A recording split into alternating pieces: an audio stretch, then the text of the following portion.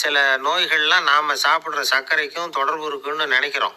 ஆனால் அப்படி சம்பந்தம் உண்டுங்கிறதுக்கு போதுமான அளவுக்கு ஆதாரம் இல்லை அப்படிங்கிறாங்க ஆராய்ச்சியாளர்கள். ஒரே ஒரு சம்பந்தம் தான் உறுதியாக இருக்குதான்.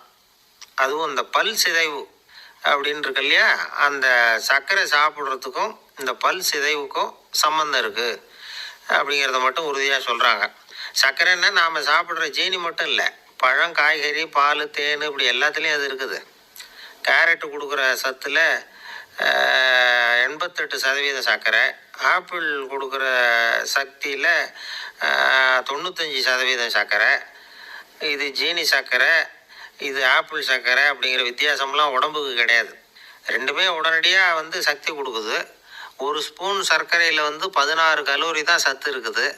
அதிகமாக சர்க்கரை சாப்பிட்டா நீரிழிவு வந்துருங்கிறது தப்பான ஒரு அபிப்பிராயம். டயபெட்டிஸுங்கிறது ஒரு மெட்டபாலிக் டிசார்டர்.